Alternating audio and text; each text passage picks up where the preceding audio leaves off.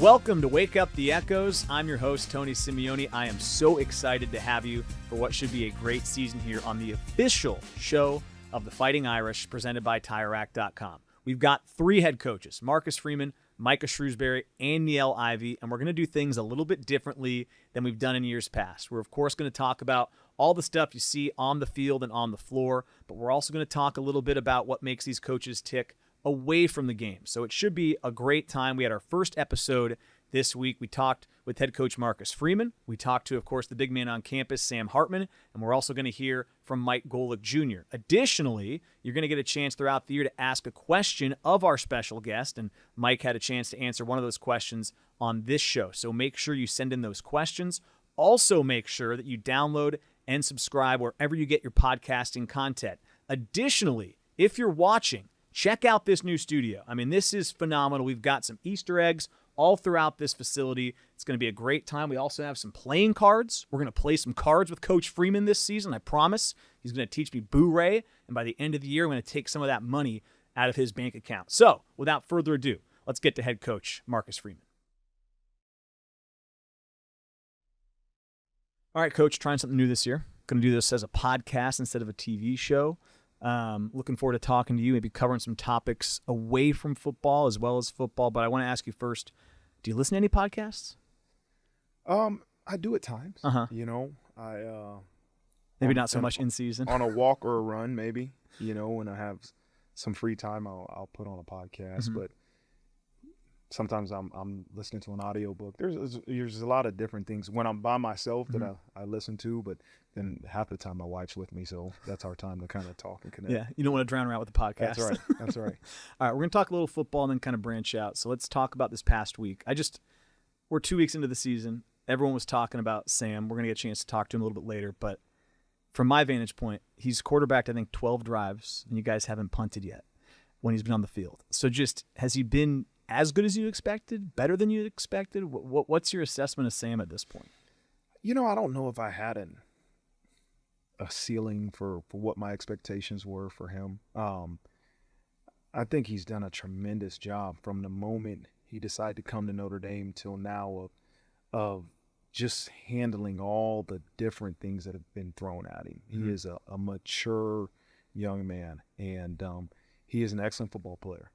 We all can see that, but there's so many other intangibles that he has that are so impressive to me. The way he handles the media, the way he handles people need him for different things.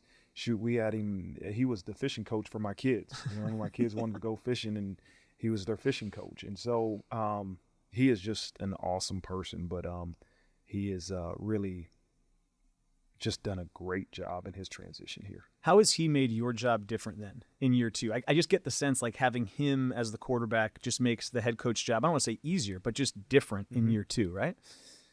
Yeah. I mean, you coach to your personnel. You know, he's a different person than maybe Drew or Tyler was last year. And I'm not talking about talent-wise. I'm talking about, you know, what he needs from his head coach. Right? I'm not his offensive coordinator. I'm his head coach, and each person needs something different from their head coach. And so I try to be that for Sam. He makes it pretty easy, you know. There's not a lot in these first couple games I've had to say to him other than just one play, one life. Keep just doing what you're doing, but he's just done a really good job, man. And he does. He makes my job fun, but he makes our team pretty dang good. Is there a moment this year that stuck out? I'll give you mine, and maybe it's the same one, but like the 2-minute drill, or I should call it like the 38-second drill he ran against Tennessee State, 6 of 6 for 80. Like that was just, I sat back and watched, and I know you're playing an FCS team, but still, the way he managed the clock, didn't even use the timeout, like that was where I said, okay, this guy's kind of got it all figured out. Is there a moment that sticks out to you so far? You know what? I think back to that game, and early in the game we might have scored, but it wasn't as clean as we wanted it to. And I remember him looking at me saying, we're good. I didn't need to go up to him and get on him and you know, try to tell him to go fire up the offense or get these guys going. He looked at me and was like, Coach, we're good. Because he knew it wasn't clean. He knew we didn't start that game off the way we really wanted to, and he handled it, right? And so that's just such a great sign of leadership. J.D. Bertrand the other day, we had somebody come late to a meal, and it's so funny. They all were expecting me to lose my mind, and J.D. Bertrand addressed it before I even had to say anything. And so I just said, okay, let's move on. Yeah. You know, and so that leadership is infectious, man. And when it's player-led, it's powerful. The fact that it's now your third year, just kind of following up on that, do you find it easier to know that, like, the guys you've been around now, like JD's been here obviously even longer than you, but like he's going to police the team. You don't have to take on that role. You have the stuff you can focus on. You have the leadership in the room, and Sam comes in and kind of fills that void too. Is that kind of the makeup of this team now that you've been around for 3 years? Yeah, I think that was the next step for certain individuals, right? And that was something that I kind of challenged JD with, is that we need you to be a vocal leader. We need you to hold guys accountable. Your job is to truly make those around you better. And that's what real leadership is. And so what you've seen him and Sam and some of those guys do is take and run with it, you know, and truly get outside their comfort zone. It's not always an easy thing to hold your peers accountable, but leaders do it. And they were named captains for a reason. And it's just been really good to see, you know, this place attracts leaders. But to see guys get outside of their comfort zone has been really satisfying to see as a head coach. Sam's gotten a lot of the headlines, which I think is fair. He's playing well. But the position group that I'm just fired up about is running back. I just think that there's such an interesting balance there. Audric, of course, is really fun to watch, but it really seems like at this point, he's gotten half the carries, and the other 4 guys are splitting the other half, and they're all so dynamic. As a head coach, when you have 5 guys like that, how exciting is it for you? Oh, it's exciting, but it's a challenge. And it's a challenge for Coach McCullough and Coach Parker to – I think all humans are naturally – they have a little bit of selfishness to them. Sure. They want the ball. They want to be the one that scores the touchdowns. And the thing you're seeing is whenever the ball is getting into their hands, they are making something happen. They're all making big plays. But they're truly being unselfish. They're truly supporting each other. And it's just a great reflection of Coach McCullough and Coach Parker and what our offensive staff is doing with that group. Last thing I wanted to ask about this game on the field, at least, was Steve getting into the game and getting to quarterback the entire second half. I of course, have vivid memories of the walk-off touchdown 2 springs ago, and then he, of course, played a lot in the last spring game. But for him to get real reps against an opponent, to me, I mean, at least you look down the road, that's really valuable for him going forward. But to see a guy that's putting a lot of work in on the field, what would that mean to you? No, it was just great to see. And I didn't realize it in the moment. It was funny. I think back to my conversation with Coach Gaduli. I said, hey, Sam's out. And I made the decision after that 2-minute drive. Okay. Right? I said, okay, now it's 35-3.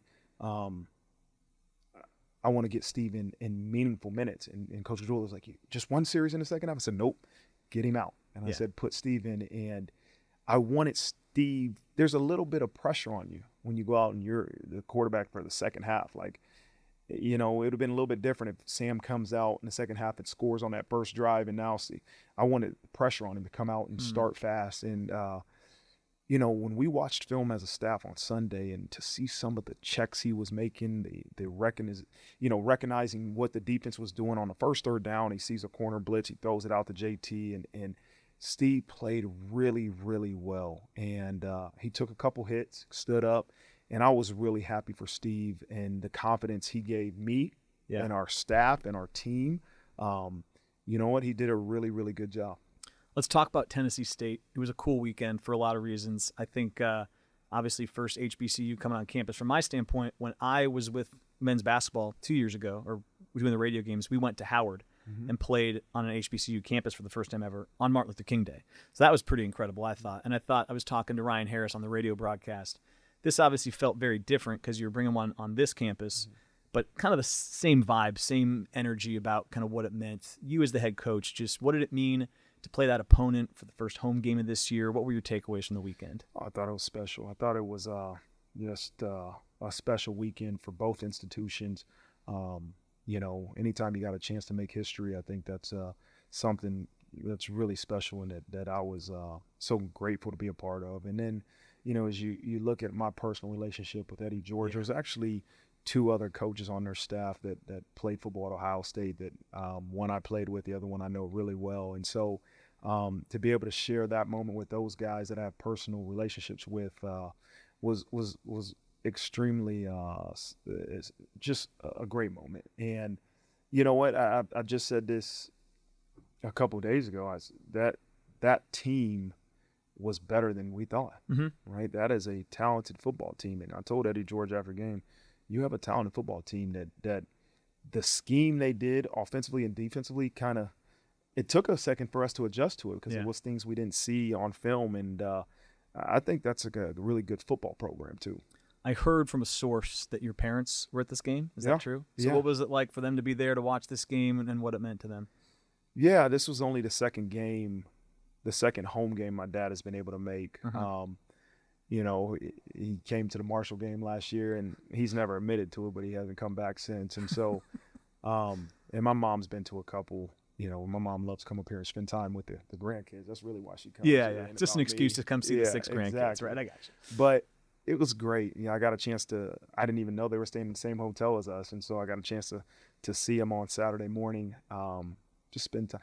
You know, you don't know how long you're going to have your parents, and I have to do a better job of appreciating those moments and you know, really being present when they're here. And so anytime I can convince my mom I can convince easily to convince my dad to come up here and see a Notre Dame game, it's a moment that I will cherish.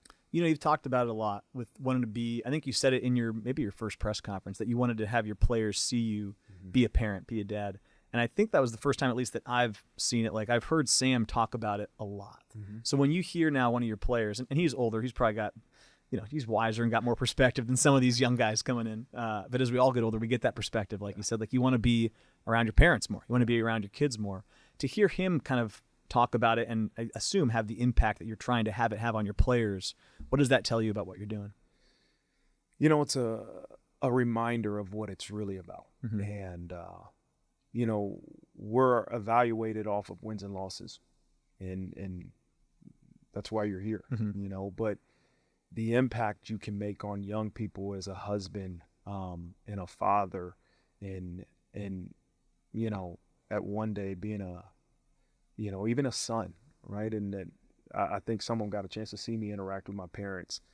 Like, that's what really will last for a long time. Those were some of the greatest lessons I learned as a young person. Okay, that's what it means, you know, even from my parents or from my coaches.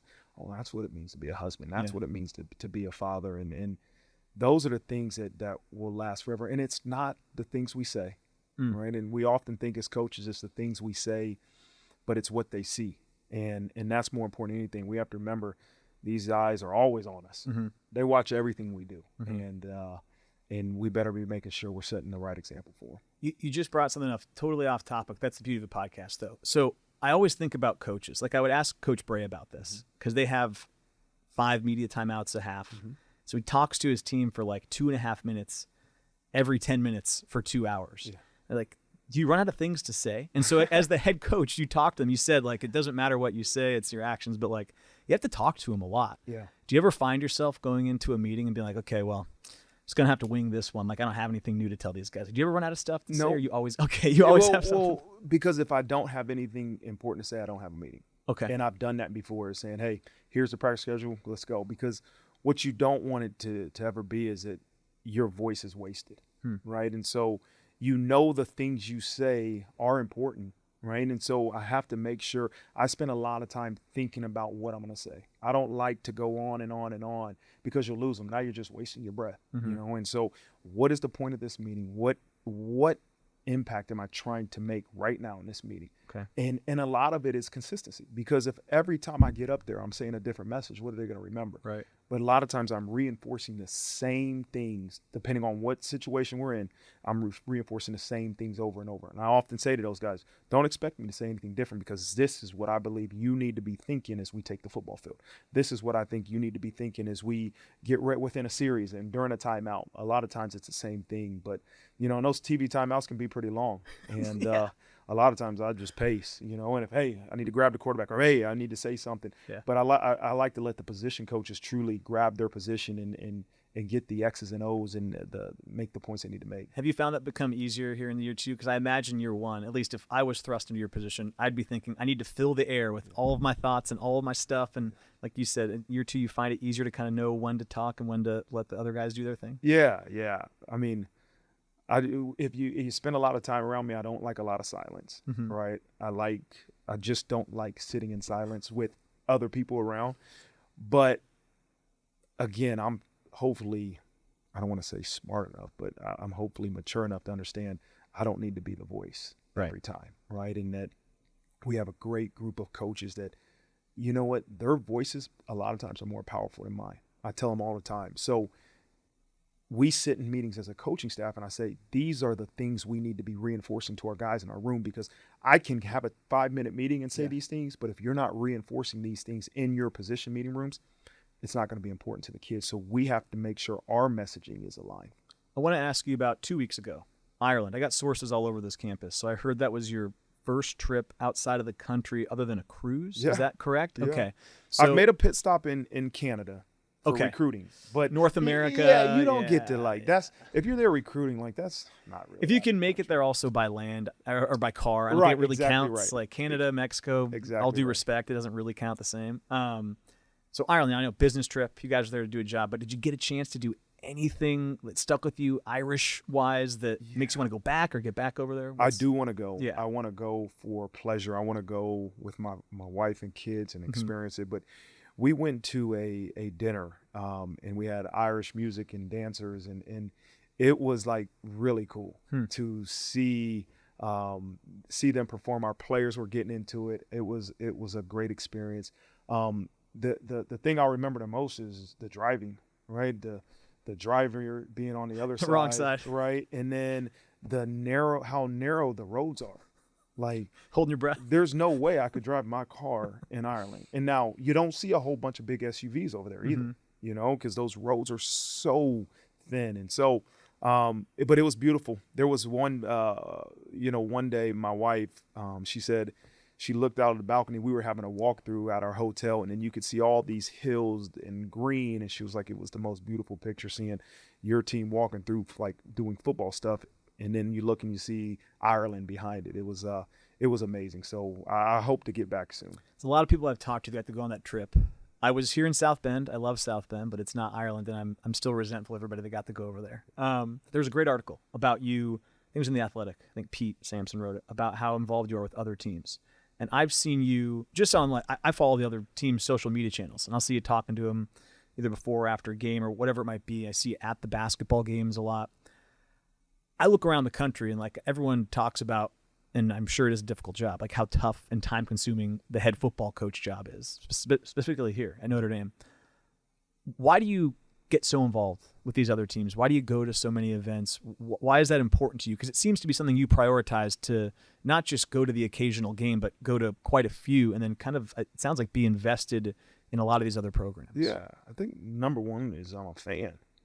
Like, I love this place.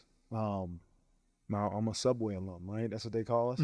And I want to see, our teams have success.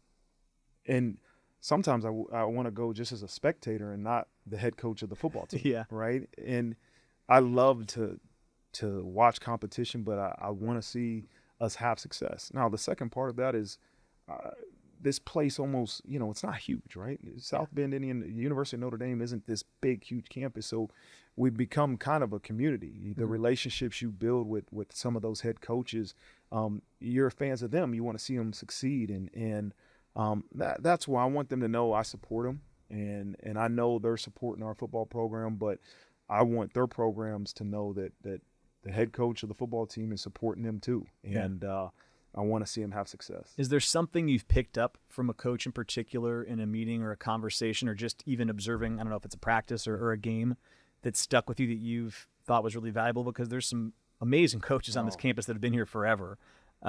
Is there something that sticks out that you've learned? Yeah, I can go on and on. I mean, every sport that I've gone to, every coach I've listened to talk, is really, it's really intriguing to hear how other coaches lead their teams, and I have a really close relationship with Niele. Yeah.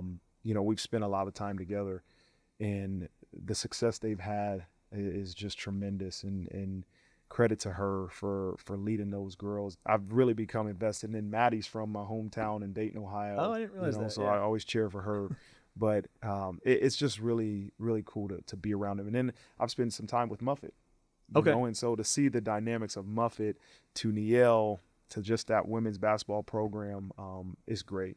You know, I could go on and on. Micah, I love the times we spent together and what he's going to do with our basketball program. And trust me, I could list everyone from hockey to baseball to soccer. Our softball team, Deanna, I've spent some time with her. She's a good spades player. You know. Oh. Yeah, we spent some time the on cards the plane. right here. I was going to ask you about spades. So are you a big spades guy? I'm a spade. I can go spades, euchre. Euchre. There's this game I can teach you called Boo-Ray. But Boo-Ray, isn't that what all the NBA guys play on the plane? yeah, it's probably started in the professional leagues, but we won't play for that type of money. You know, we'll lower the stakes. We got to lower the stakes if I'm going to play with you. I have a hunch. I can't keep up. Okay, we'll set this up. We got the cards. We'll do it next time. We'll show them how to play Boo-Ray. Let's do it. I want to ask you about one more thing as it relates to golf. I've heard you trying to pick up golf. I think you said Sam's a good fishing coach. I think does he play a little golf too? I think all quarterbacks can all golf. Quarterbacks golf, right? What's the status of your golf game these days? Very bad. Very bad? Very bad. I am a private golfer. What does that mean is that if anybody's around, I'm not golfing. You know, only person I'll golf with is my son, and he's better than me. I went to Hawaii for vacation this summer, and I was able to go golfing at one of these. It was in the Big Island. Okay. In one of the There's great golf out there. Yeah, one of the most beautiful golf courses. And it kind of gave me an itch. I hadn't golfed in 2 or 3 years. Yeah. And then so we came back here, and I was able to go golfing once or twice, but I stink. It's pretty embarrassing. And so until I improve, like, I'm never going to golf in front of people. And this is not your golf season either. You're not golfing a lot right now. No. I don't know if I ever have a golf season. That's the problem. You don't have a time to get better at it. We could start some drama, though, if we just, like, took some photos of you out on the golf course and get the message boards going. Like, why is Coach Freeman golfing on a Monday before NC State? Needs to be locked in watching film. That's kind of my goal this year, is to start some kind of controversy about why is he talking about golf or why is he playing so many cards. His focus is not on football. That's all I got. I think this is a good first episode for us. I think we covered a few good topics. I love that. I'm excited to talk about a little bit more than just X's and O's. Yeah. I'll give you one more football question, actually. We'll get out of here on this. NC State. Let's let people hear about what you think going into the first road game of the year. Yeah. What are you focused on? What are you excited about? I mean, to me, it's like we're going to see the rubber meet the road a little bit this week with a different kind of test. What are you kind of honed in on for this game? Well, when you think about a macro picture, you think about Saturday, it's going to be an extremely challenging environment, a challenging opponent. 3 really good coordinators and a head coach has done a great job there, and a talented quarterback. And I go on and on. They've won 16 out of the last 17 at home. And so that's the macro picture of how difficult this challenge is going to be. The micro focus is today. And we have a team meeting, coming up, and the challenge will be win today. Like, we have to beat NC State today. And we got to make sure our practice and our meetings are better than theirs today. And that will take care of Saturday. And so we know there's a challenge on the horizon on Saturday, but that doesn't matter. Yeah. You got to focus on winning today. All right. I got the 2 big men on campus right here. I need to know about this big brother relationship. I think it was your words in the press conference. You called him big brother. I heard that. Explain it to me. That's kind of weird. No, definitely not calling you dad, Coach. No, I mean, I think it's a testament to Coach as a whole, and I think there's a lot of guys on the team that would say dad or a father figure. I don't know. Nah, it's just got You're weird. too old for that. But yeah, I would say I'm one of the guys that is too old to call my head coach dad. But no, it's just a testament to his character and kind of who he is as a coach. Obviously that you guys all see, but I mean, even as a father and a family man, like, his kids are always around, and to be at the helm of this university and have all the criticisms and different speculations about who he is and what he does. He's a family man first, and it's greatly appreciated to see as a quarterback and then just as a player. Do you look at him as little brother, or how do you assess him? No. But I think when you talk about brother, you talk about family and like authenticity, right? And that's the thing that we've developed in a short period of time. Trust takes a long time, and it's very intentional to spend time with Sam to earn his trust, to get to know him, right? And so that it's not just all ball. And most of our conversations aren't about ball, but it's about building trust, and it's a real relationship. And those conversations aren't always happy-go-lucky either. They're real, but that's what we've created, is a real, authentic relationship. To the extent you can share the conversations, what do they center around when they're not about football? What do you guys cover? Some we can't say. Yeah, that's fair. We don't have to share those. We talk relationships. Yeah, relationships, family, just day in and day out stuff that, you appreciate as a player, and I'm guessing as a coach, to be able to. I always kind of look at it like there's two positions in college football that are one in their own, head coach and quarterback, and there's not a lot of them, and there's not a lot you can really talk to. And luckily, I have some friends outside of Notre Dame that play quarterback at other schools, but to have a head coach that you can kind of relate to, where, like we've said, as the eyes are on you and there's a lot of pressure, you can kind of relate to somebody in the facility more than other people. But it's great for me. And so I love that he has 5 years of experience at a different program, and so a lot of things I can bounce off of him and say, hey, what did you guys do here? We talk about how do we travel.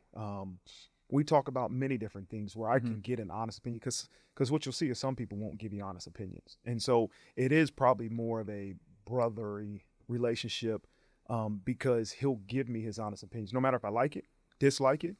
Sometimes he doesn't like my response, and I take a minute and I go, geez, he was right. That happens often, right? Is that he'll say something, I'll ask him for his opinion, and I disagree, and I let him know I disagree, and I'll sit in my office and say, gosh, that little dude's right again, man. So that's the type of relationship we have.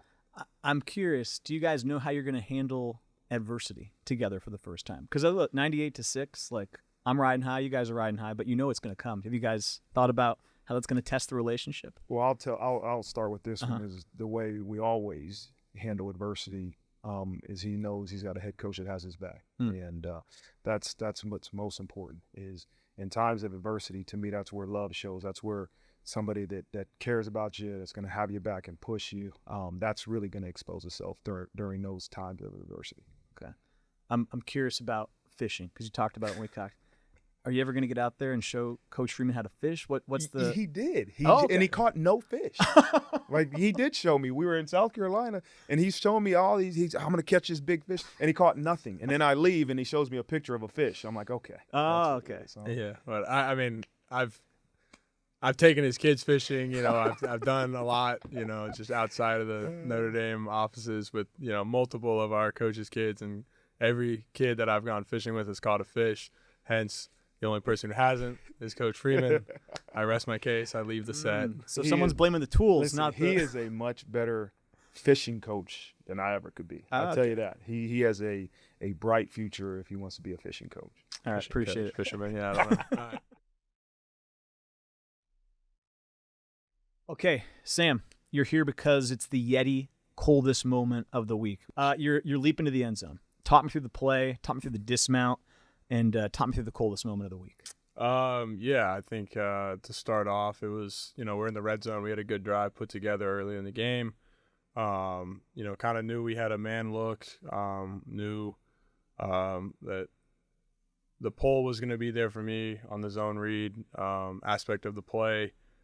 Did not anticipate leaping into the end zone, but kind of anticipated him going low. So it was either I go low with him or I kind of jump in the air and try and look like an athlete. And it was cool moment. Obviously up front, guys blocked, and I think it was Holden running out, or Mitch or Holden was running out. Kind of took away two defenders and gave me an opportunity to get in the end zone. Anybody talk to you about how we got to keep you healthy? You can't be risking your neck on a play like that.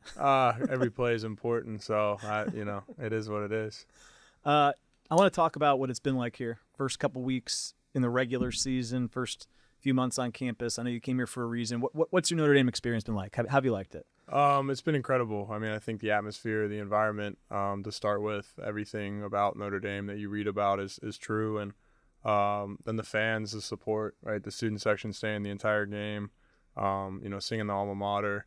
And then lastly, probably the most important is the team. I mean, I think our guys, the environment that they create in the locker room to accept me from day one, and obviously get voted a captain and be a part of something that's really special and really cool, that's growing here in South Bend. And it's been something I will forever be grateful for, and an opportunity that I'm really glad I took advantage of. What's something that's maybe surprised you? Like when I came to Notre Dame, I had all these preconceived notions. I saw them on TV growing up, and then I got here, and it's, there's stuff about the campus that kind of takes your breath away for me that I didn't understand. What's something you've seen here that when you came, it maybe changed your impression of a place that you'd probably only seen on TV or watched about? Yeah, I mean, I think there's a lot of that. I think really just the aspect of how it feels like you're kind of in a movie.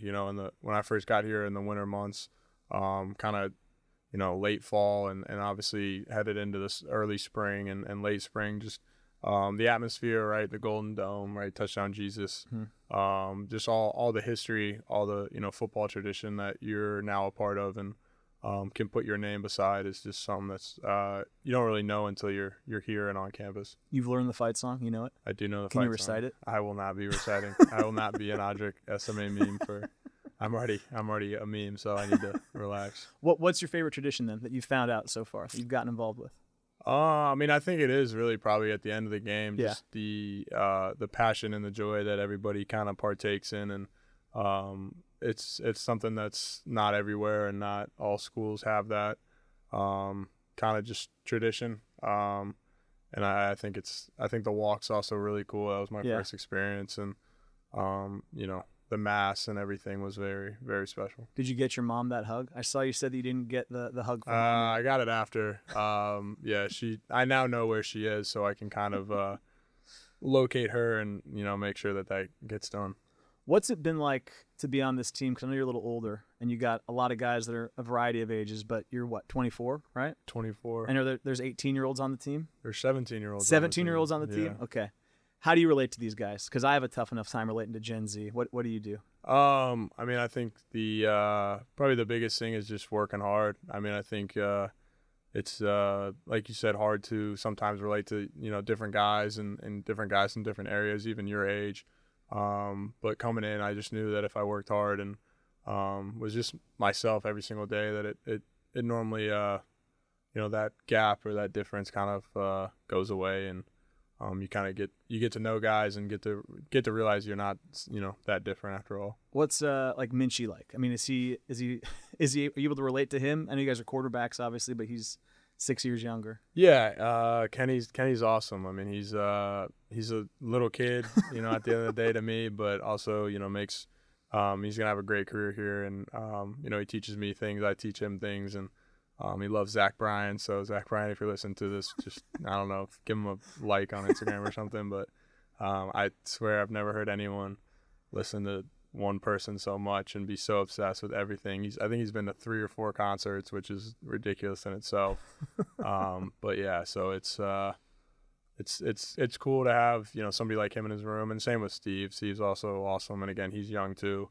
I treat him like he's a lot older than he really is, and I'm sure it gets annoying, but he's great as well. I think I saw something about Angeli where maybe you take him fishing, or you taught him about fishing, and he taught you, or the Jersey connection was Jim Tan Laundry, something like that. Yeah, GTL. Yeah, you a big Jersey Shore guy or what? Growing up, me and my oldest brother used to watch it, and then when my mom was walking down, we flipped it back to Sports Center. So The Sitch. Yeah. Dude, how about Sitch? That guy was unbelievable.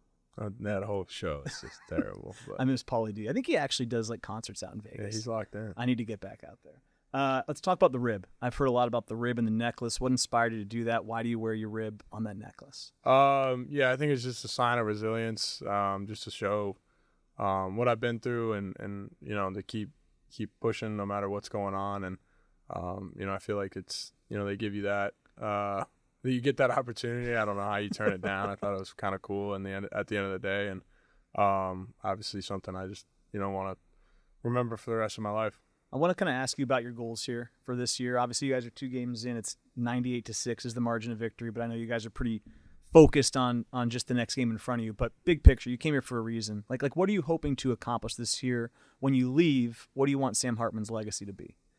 Probably consistency, is probably the number one thing. I think it's easy to show up in the first early weeks of the season when your body feels good. And I think it's for my teammates, just, I was the same guy every day and I worked hard. Everything out of that is just, kind of what people write and what people want to say. But what my teammates and coaches think are probably the most important to me. And it's just consistent, hardworking, and he cared about his teammates. On campus, I'm curious, have you found like a favorite spot you like to go to yet? Have you figured out your favorite spot to be on campus? Not really. Yeah. I mean, I kind of, the Goog's probably the best. I mean, I like just the lab. I kind of live there, and it's where my guys are, where my family's at. So, I say the Goog. Okay, let me ask you another question. You're gonna probably know here, but have you been to either dining hall? I have not. You've not been to either dining hall. So I'm gonna give you one task you got to accomplish by the time you're done here. You got to go to north, and south, and you got to make a choice which your favorite dining hall is. Okay. All right. Have you heard people talk about which one they like? I have not. You football guys don't even eat outside of the Goog, do you? No. Have you had every meal prepared for you in the Goog? I have. That's how it works. I want to be quarterback at Notre Dame someday. It sounds pretty good. So when it comes to quarterback at Notre Dame, it's kind of, it's like the biggest quarterback job in the country, in my opinion. Do you feel any extra pressure being the quarterback at Notre Dame? No. I think at the end of the day, it's an honor. I don't pressure. I think you feel pressure at any quarterback position. I felt it at Wake. I feel it here. I think the honor is the same too. There's the same amount of guys in your football team. There's the same amount of coaches, same amount of people in your organization that are counting on you to play. And yeah, the fan base is bigger. But I think that the pressure is always going to be there for every quarterback at a Division I, whatever level. High school. It relies on you. You're the one touching the ball every play. Everybody's looking at you off the field, on the field. And I think it's always going to be a big load of, opportunity and risk as well. Last one I have for you is, how do I get a pair of Beats? You got to be on a football team. Is that simple? It's that simple. All right. I'll see if I can get one at the end of the season for me, though. There you go. Appreciate it, Sam. Awesome. Go Irish.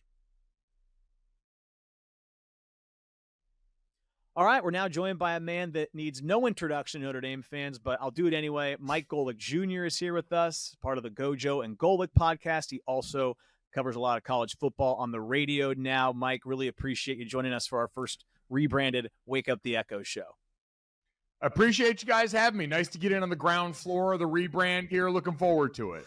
All right, let's just jump right into football here. I look at this Notre Dame team, 98-6 through the first 2 games. I know that the detractors are going to talk about they haven't played anybody, played an FCS team, they played Navy, but Sam Hartman, when he's been on the field, the offense has not punted yet. So they look pretty sharp. You, as someone that obviously cares deeply about the program, but gets to kind of watch with maybe a different kind of lens than a lot of us do, what's your impression 8 quarters into the season? Clean. I think that's about the best thing that you can say at this point, factoring in for the level of competition, right? You mentioned everyone's going to bring it up, but that's kind of true across college football. The early season slate so far hasn't been full of a ton of marquee matchups and great-on-great teams, and so we're all kind of searching around for, all right, what are we supposed to believe in? What are we supposed to buy into? And for my money, looking for teams early in the season, I want to see what's the level of execution. Like, obviously, top down, you could look at stuff like penalties, things like that, but especially in terms of what Notre Dame has been most excited about, their star quarterback and Sam Hartman coming over from Wake Forest. What can you take away is just that. They have gone out and they have executed your number one goal on offense every single drive, essentially, that he has been out there as the quarterback. You've seen that against the blitz reflected by his numbers and that facet of the game, which will only become more important as the season has gone along. Hasn't taken a ton of hits. It's been pretty clean there. He's been able to make guys miss. And I think as much as anything, we've seen it help the young receivers a lot. We had questions going into this season about that group in particular, outside of the offensive line, the great backfield. What were the receivers going to do? And I think we've seen the direct benefit of what a veteran quarterback can do for the group of skilled players Notre Dame wants and needs to step up. I think that's the part of the team that's been most exciting to see, is that he's thrown a lot of guys open. I think they had 11 different guys catch a pass in the most recent game.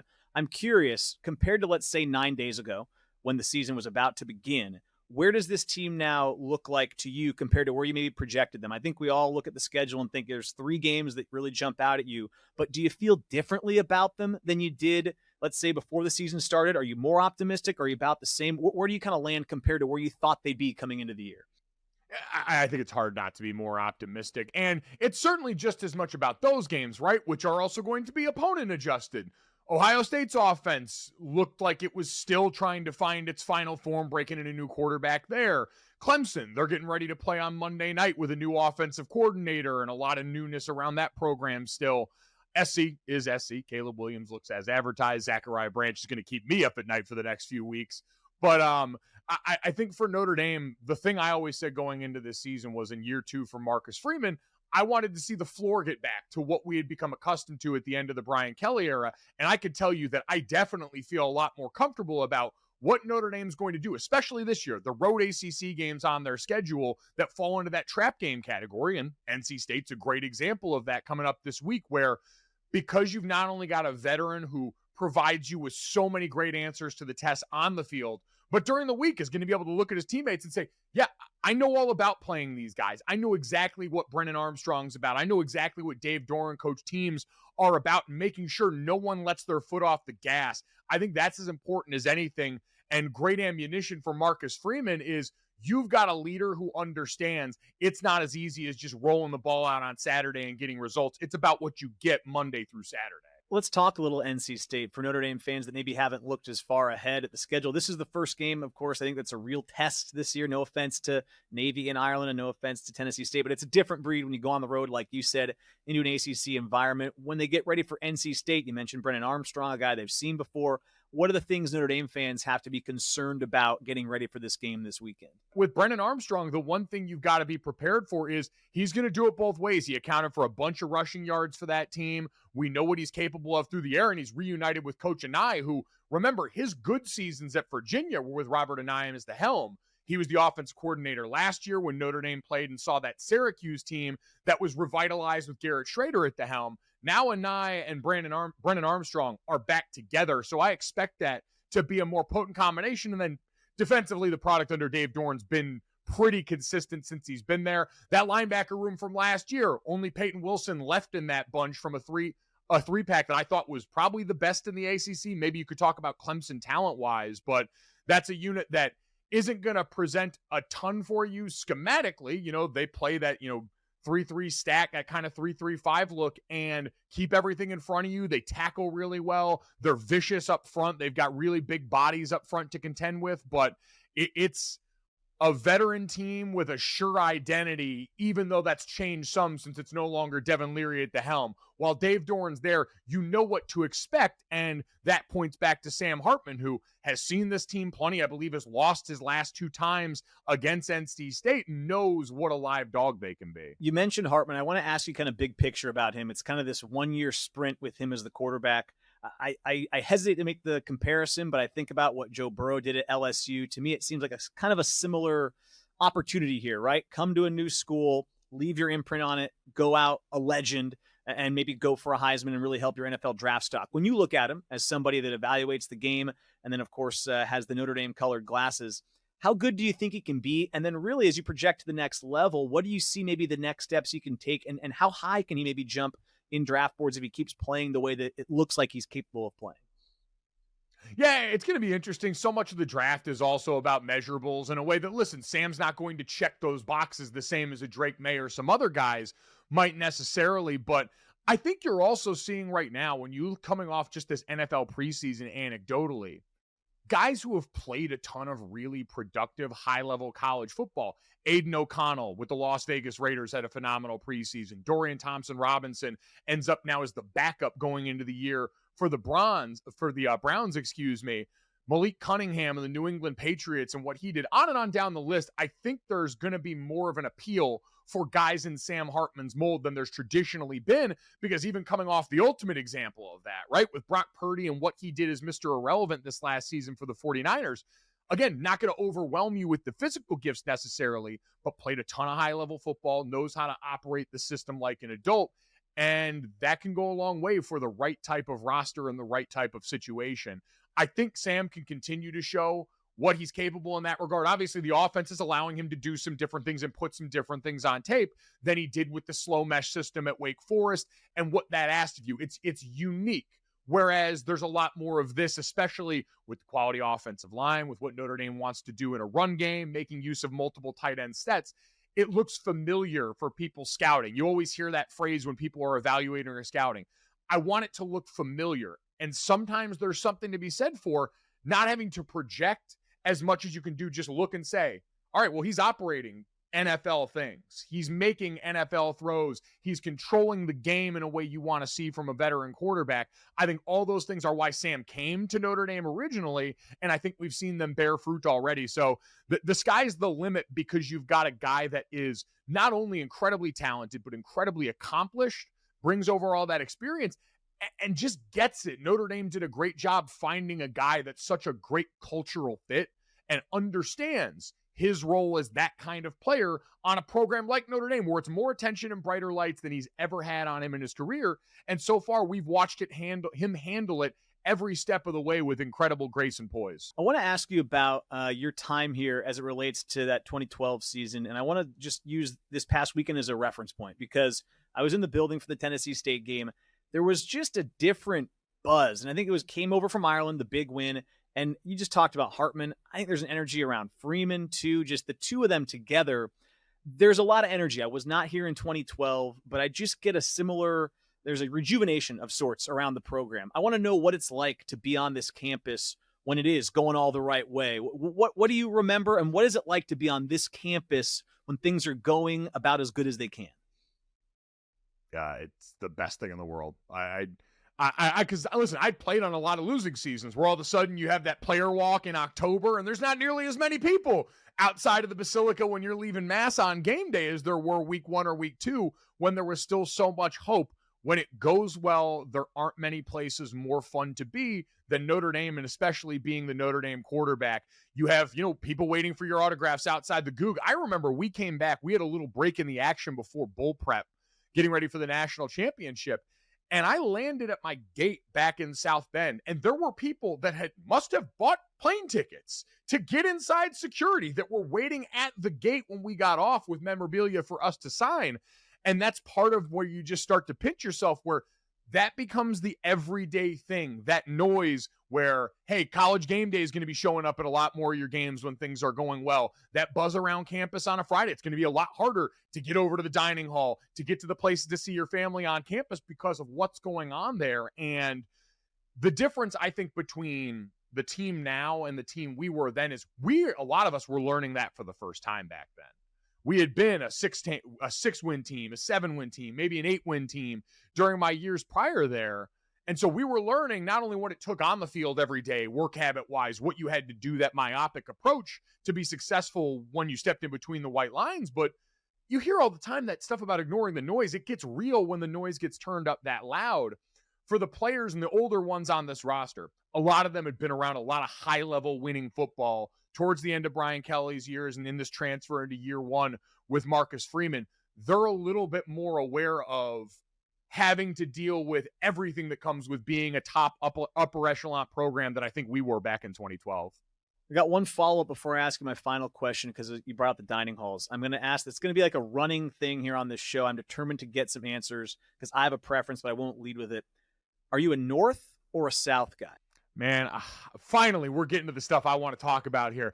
I am North Dining Hall until I die. Yes. I understand that South Dining Hall looks like Hogwarts, and it gets all the acclaim because it's the one that photographs well. It's the one that has a lot of wedding receptions that still get hosted there. I know the Morrisons become popular with that, but I had some buddies who did their wedding reception in South Dining Hall, and it's great. I love to go back there. It's got all the views. But North Dining Hall, especially, they've done a great job remodeling it now. It is gorgeous. But back in my day, we were talking cereal wall, make your own pasta station, the omelet bar that you had, make your own waffle station. It had everything, and the circle tables where you could commune. You'd see all your friends coming. I am a North Dining Hall guy until the day I die. Could not agree more. I think the Hogwarts thing blows everyone away, and it clouds their judgment. If you just also think, like you said, after the remodel too, the logistics, like the civic planning of it, the way it flows is so much better. South, you have these people running into each other from like the Asian grill and the pasta station, like you said. It needs a complete overhaul from a logistics standpoint. I'm north all the way. I'm so glad to hear we have a point in the North Dining Hall column here. Last question, and I think the luxury of having you on is we can look a little further. I'm going to cheat a little bit here. Maybe Notre Dame fans don't want to hear about this yet, but I think a lot probably do. The game we're all looking forward to is Ohio State. I just think that's the game we've had circled since maybe 2 years ago. What do you see happening? What do you see the challenges being when you think about the Ohio State, roster or whoever they have coming back? When you see that challenge for Notre Dame, what do you think the chances are they can pull off the win in a game that I think everyone's been looking forward to for a couple of years? Yeah, I think it's going to start off with, and it's been so interesting. I remember talking to Pete Sampson about this in the lead up to the season. Living long enough to see Notre Dame's secondary, especially at the cornerback spot, start to become a place of strength and gasp depth potentially on the team is just not the reality I grew up in or played around necessarily. And that's not to say we didn't have great players, but it's just always been a little more difficult to recruit that position in Notre Dame. And so when you've got Ben and you've got all the guys with like Cam there that are so capable, high-level athletes, that's going to be the ultimate stress test right there, because Marvin Harrison Jr. and the rest of that wide receiver room roll into town and are going to be the best wide receivers Notre Dame sees all year. And I understand that USC's also got, especially like we mentioned, Zachariah Branch, some other dudes on that team, but these Ohio State guys, big, fast, strong, every bit of it there. And so I think it starts from that back end there. You don't really get much of a reprieve. I think what we've talked about, the defensive tackle depth that showed up during camp that we're hoping gets healthier as we get towards that game is also going to be huge, because Travion Henderson, Mayan Williams, dudes back there. Kyle McCord, I almost worry less about, because Ohio State's shown they're always recruiting high-level guys there. And while some of the newness showed in game one, and we'll see if they play their other guy at all this upcoming week, I still think that's largely going to be worked out, because, again, you've got weapons all around there. But Notre Dame is better equipped in spots, like I said, than we have been in the past. I think faster in a lot of spots than we've seen in the past. And offensively now, you're going to have a quarterback that I don't think is rattled by what Ohio State can do up front, right? We know Jim Knowles wants to get back to what Ohio State did for so long up front. Cause chaos, tackles for loss, stuff rate, get behind the line of scrimmage with some of the guys they've got, JT Tuamalo, Jack Sawyer, that D line that's going to be best on best, right? Their edge rushers against Notre Dame's two tackles that might be the best in football. So you look everywhere and you go, those matchups don't sound like Notre Dame's overwhelmed in the way we might have been in the past in certain spots. And I think that's got to be really encouraging. And with a guy like Sam, you feel like you can win every game on your schedule, that one included. I forgot one question, and you brought it up, so thank goodness. I just want to ask you about the tackles. And we can talk the whole offensive line, but in particular, Blake and Joe, I mean, they're amazing to watch. I know you've put out some great film on your Twitter account, too, that kind of talks about some of the intricacies of what they're doing. Just when you watch them and you know the position really well, and the guys that have come through here, I mean, the guys that have come through here in the last decade, really since you've been here, are some of the best in the NFL. Just where do these guys stack up, and how good are they? They're incredible. I mean, and everyone knows with Joe, right? We saw that coming out party last year. First off, he's just a mountain of a man. He's huge. He's huge. Mike McGlinchey-like size when you look at him. And so from a base standpoint, just difficult to get around, because he's also so steady. And I think, obviously people are going to want to do the Zach Martin comparison. I won't do that to anybody, but I will say the commonality is Zach made it look really easy because technically he was so sound. And with Joe, a lot of it doesn't flash in the same way. He's a great athlete. We saw him getting out in space a couple of times in this last game, but it's because he's so steady. He just ushers guys past. He's got the great long arms. He's got all the tools you want, and that's why all the draft folks are so excited about him. And it's almost like hidden Blake on the other side, who I think was a little more raw coming in, but Blake's such an explosive, powerful athlete, and you're starting to see it flash more and more consistently for these guys who are, trying to put new coaching points on tape also. Joe Rudolph coaches, the offensive line coach now, very different technique than Harry Hiestand coached in certain areas. And these guys have done a phenomenal job marrying those two. It seems like they've taken to coaching really well early. You're seeing a lot of similar things show up 5 across the board there. But I think with Blake on the other side, you're starting to see so many of the flashes of the player that we were told about when he was a freshman coming in, where he looks more comfortable in his sets. He looks powerful. He's grown into his more adult body through his years in the Notre Dame weight program there as well.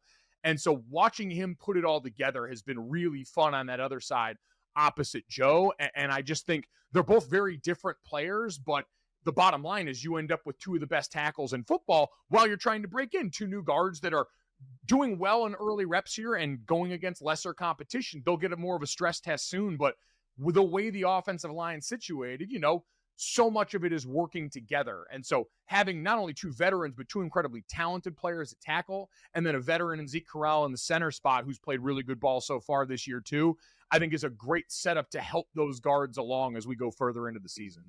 Mike, appreciate it. We're going to take a quick break, then I'm going to come back with a question from the Irish in our newest segment right after this. All right, Mike, I'm excited for this segment. It's from the Irish, presented by TireRack.com. It's great because someone gets to ask a question other than me. It's going to come from Matthew, who's from Bowling Green, Kentucky. I think it's a great question. I'm going to read it to you right now. He said, for those of us who played football in high school but never had a chance to move on to the next level for whatever reasons, injuries, talent level, etc., please describe the following. 1, the feeling of running out of the tunnel on game days and playing in Notre Dame Stadium. And 2, the pride of being a former player watching the Irish play every Saturday. As fans, we live vicariously through the players and coaches, and I can only imagine what it must feel like putting on that gold helmet. Thank you. Both great questions, and I've said this to people I've been interviewed by, recruits before.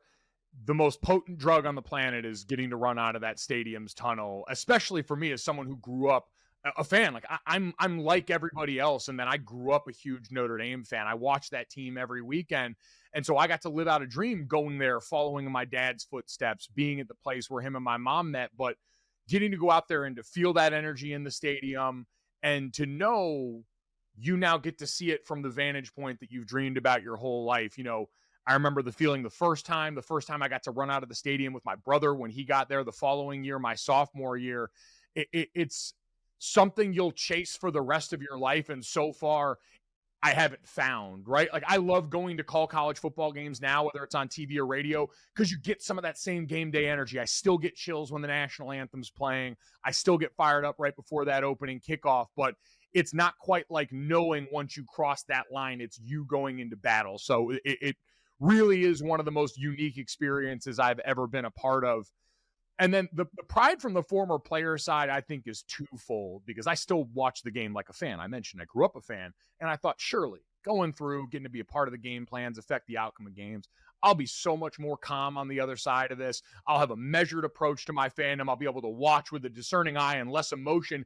And then Notre Dame lost in double overtime to Texas in 2016, and I shattered a hotel remote against the wall of that hotel, which shall remain nameless for legal reasons, but the point is, I still watch it really emotionally, but the pride in knowing, one, what these guys are going through, right? And that's, I think, my whole job as an analyst covering college football is I know what these guys are dealing with on a daily basis, and I know what they've got to overcome, the stuff that guys are dealing with off the field in their personal lives that no one will ever see or hear about when it comes to Saturday, but that they're having to overcome with and work around and find a way through are always the stories I enjoy telling.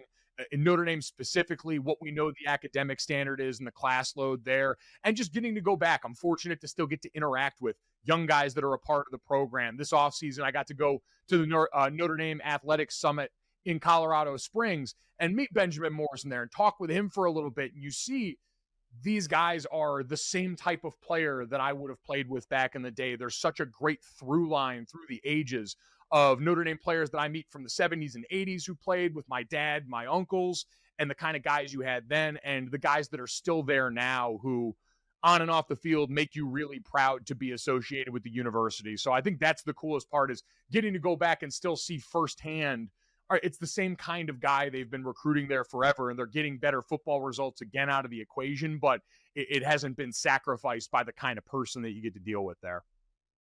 Mike, appreciate it. Everyone can check out the Gojo and Golic podcast. Also can listen to him on Saturday nights when he's covering college football. Hopefully we see you either at a Notre Dame game or possibly down the road, maybe a postseason game. Who knows? But appreciate you taking the time on our first show here. And thanks all for all you do to cover Notre Dame. Thanks for having me. Really appreciate it. Go Irish. That does it for our first episode of Wake Up the Echoes. Thanks for joining us, and make sure to download and subscribe wherever you get your podcast content. Also, go to fightingirish.com/wakeup to submit a question if you want to have it answered next week. We'll talk to you a week from now after the NC State game.